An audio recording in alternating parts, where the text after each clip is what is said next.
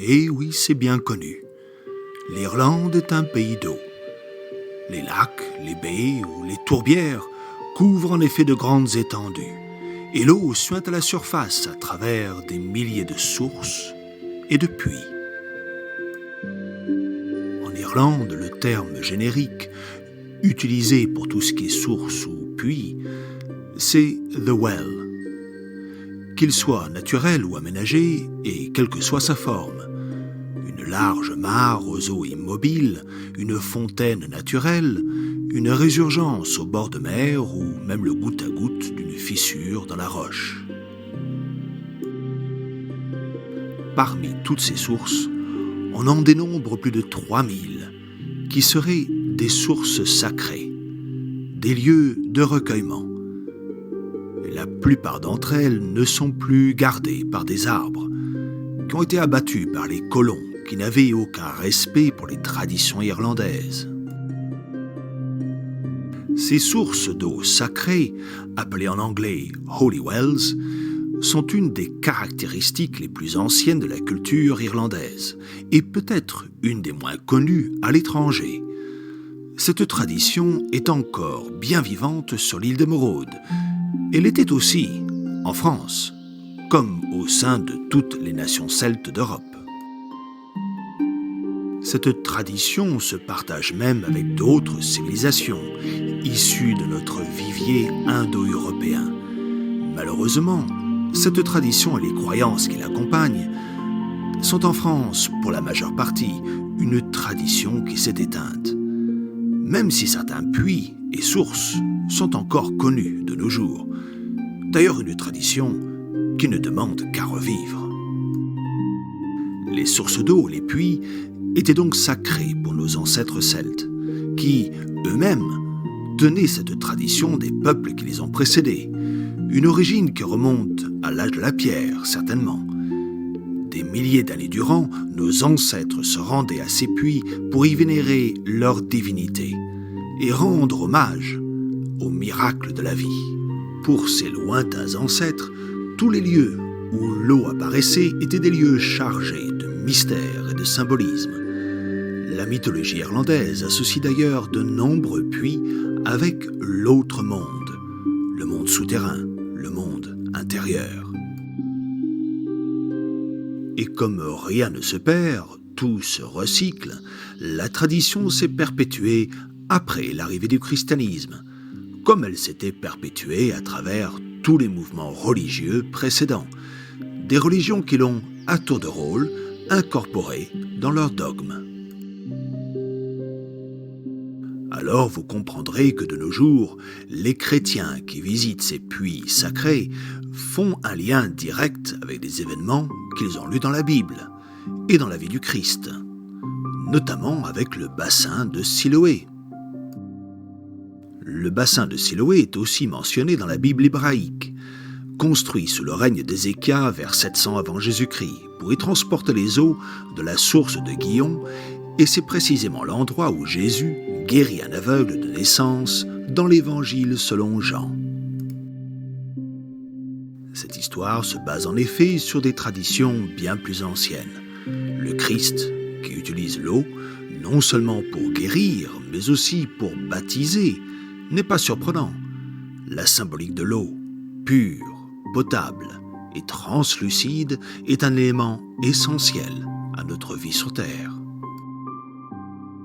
C'est bien ce qui explique aussi que les premiers saints d'Irlande, qui prêchèrent l'Évangile, s'empressèrent de bénir les sources et les puits afin de baptiser les habitants de l'île.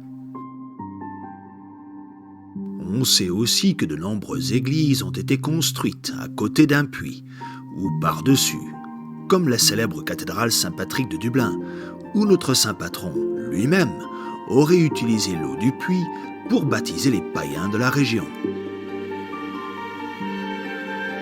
Saint Colomba, le célèbre fondateur du monastère de Derry ou d'Iona, aurait baptisé à lui tout seul plus de 300 puits. Et que ce soit dans la tradition païenne ou dans la tradition chrétienne, à l'image de la guérison miraculeuse d'un aveugle par Jésus, on attribue de nombreux pouvoirs de guérison aux puits irlandais. Alors, de nos jours, la plupart des Irlandais ne croient plus à ces pouvoirs. Et certains y croient encore.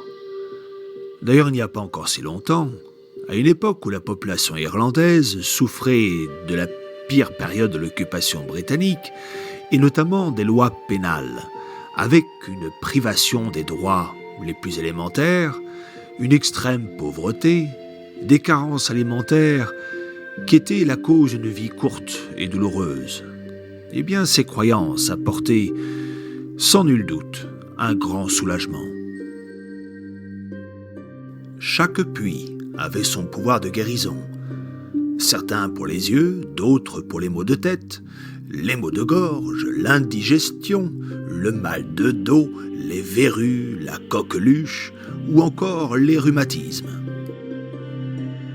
Le pouvoir de guérison des sources n'est pas apparu avec le christianisme. Il existait déjà chez les païens. Les sources de la Seine, pour reprendre un exemple en France, le plus connu des historiens et des archéologues français, était pour la nation gauloise des Sécanes le lieu principal de culte. Un culte dédié à Sécana. C'était d'ailleurs la déesse de la Seine, de la rivière Seine, qui abreuvait les terres, les bêtes et les hommes, de sa source et jusqu'à la mer. Un temple lui était dédié, au milieu des sources qui lui donnent vie, appelées les fontes Sécanae, autour de l'ancien bassin d'ailleurs, qui avait été aménagé ensuite à l'époque gallo-romaine. Les archéologues ont retrouvé de nombreuses dédicaces, des offrandes, des modèles de corps et de parties de corps qui devaient être guéris par elle. Là aussi, il fallait avoir la foi. Ainsi, on retrouve des images sculptées dans le bois ou la pierre qui représentaient des hanches, des organes internes, des têtes ou même des corps entiers déposés dans l'espoir d'une guérison. Et j'en profite pour une petite parenthèse. Au sujet de Lourdes, le 3e plus grand lieu de pèlerinage catholique au monde, eh bien n'oublions pas que le site de l'apparition est un puits, aménagé autour d'une source.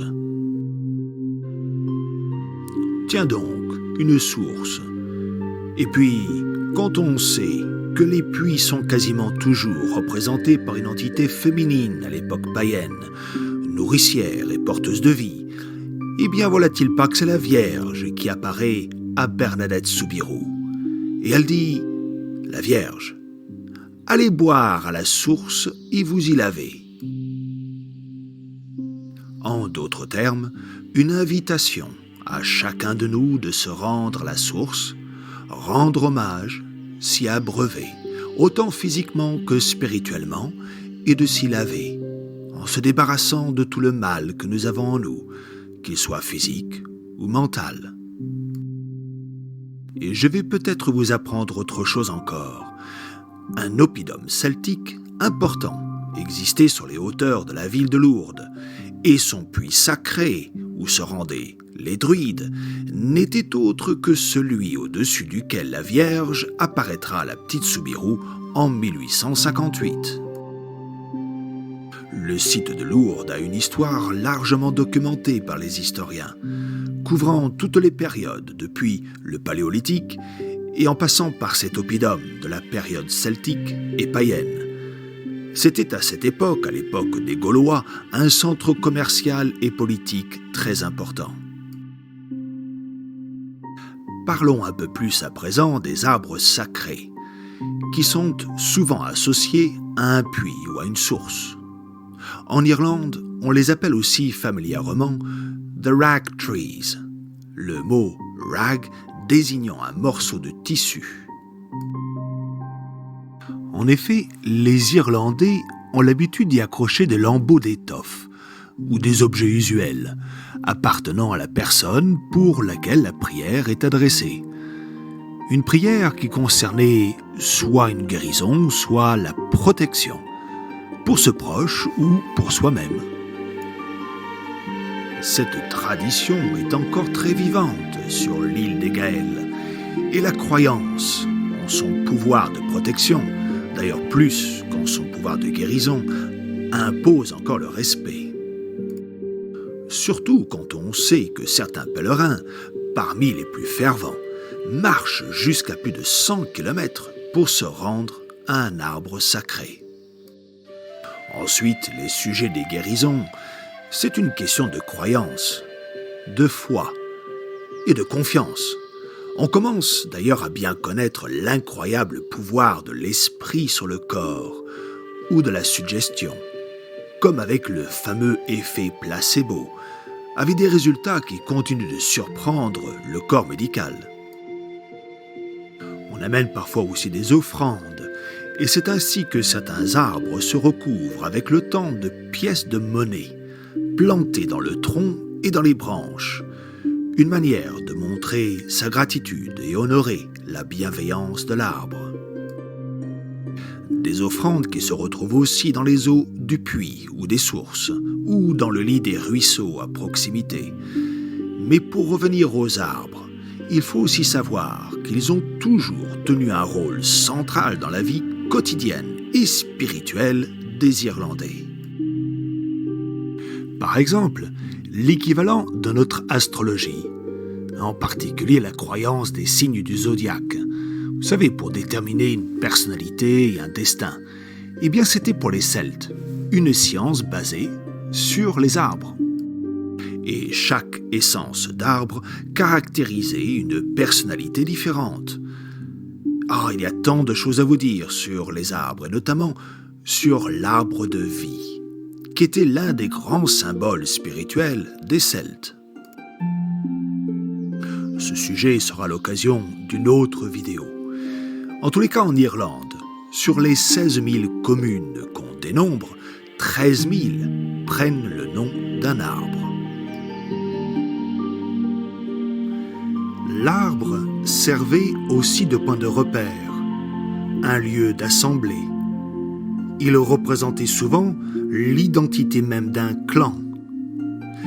Et si les puits étaient représentés par des entités féminines, donnant la vie tout en l'abreuvant, les arbres étaient représentés quant à eux par des entités masculines, représentant la vie dans toute sa plénitude et sa force.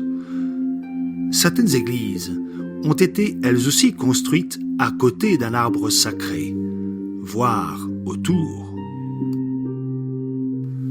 Tenez, ceci me fait penser à cet if millénaire autour duquel le cloître de l'abbaye de Muckross a été construit.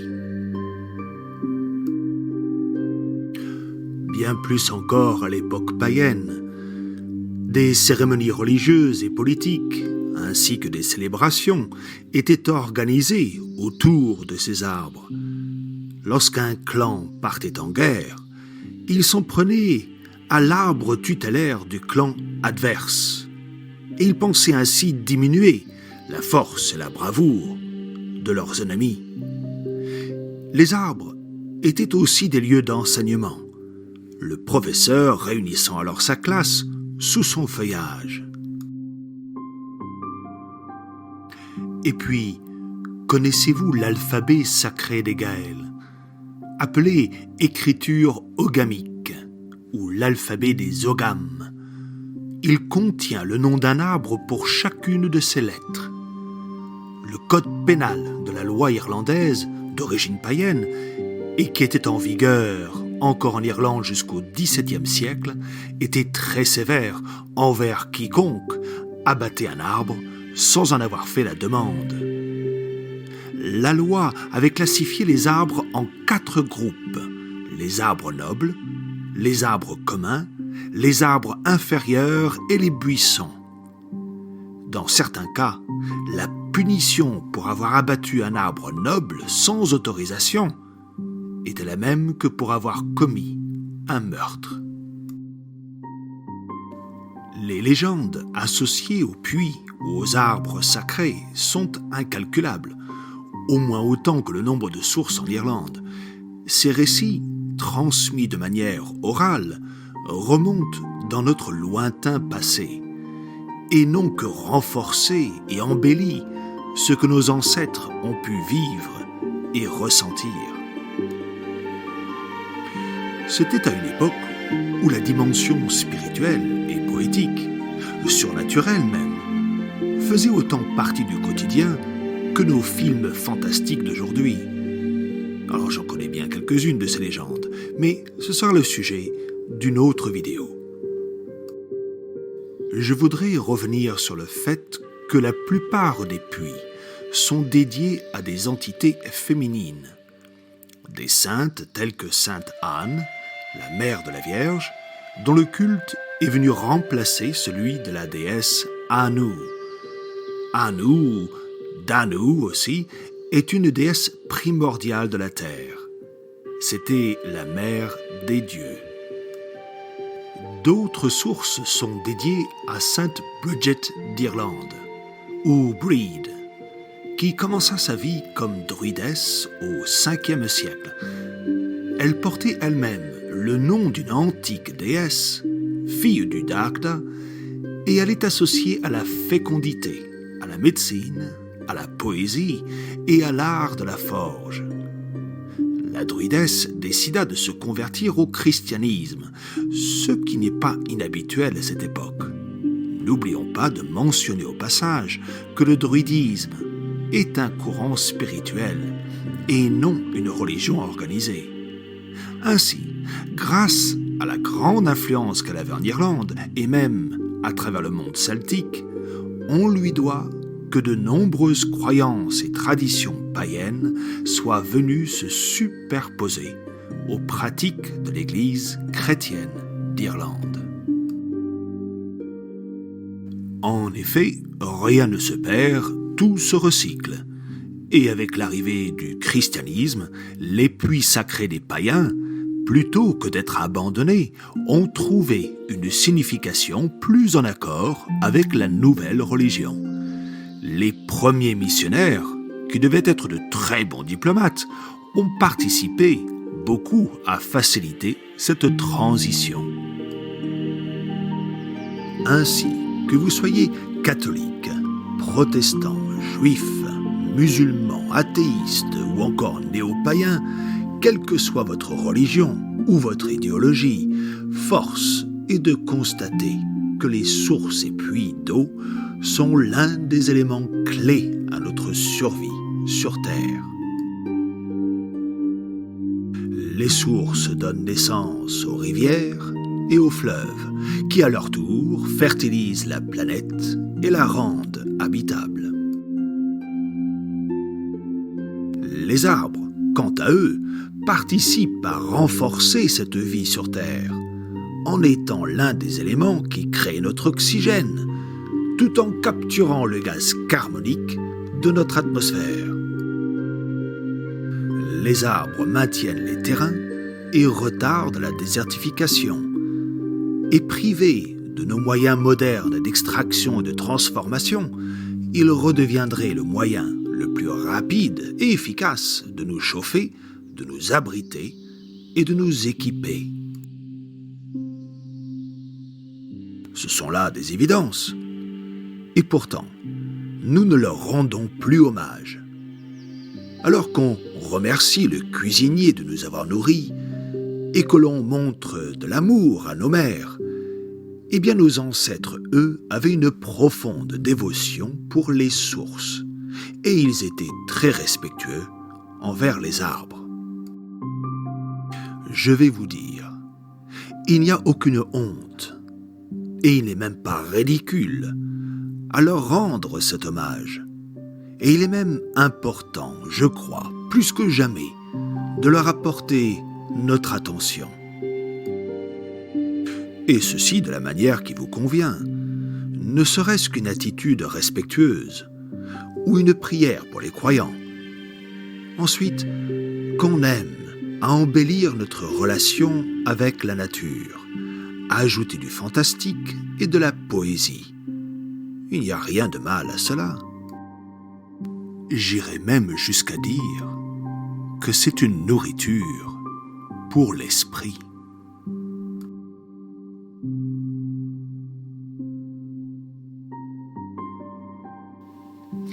Eh bien, nous voici arrivés à la fin de cette vidéo. J'espère qu'elle vous a plu. Si c'est le cas, surtout n'hésitez pas un seul instant à cliquer sur le pouce et ça me fera bien plaisir. Ensuite, si vous avez une opinion, un avis sur la vidéo, sur le sujet, autant sur la forme que sur le fond, là aussi j'aimerais bien avoir de vos nouvelles. Laissez-moi un petit message. Et jusqu'à la prochaine vidéo, eh bien je vous souhaite plein de bonnes choses.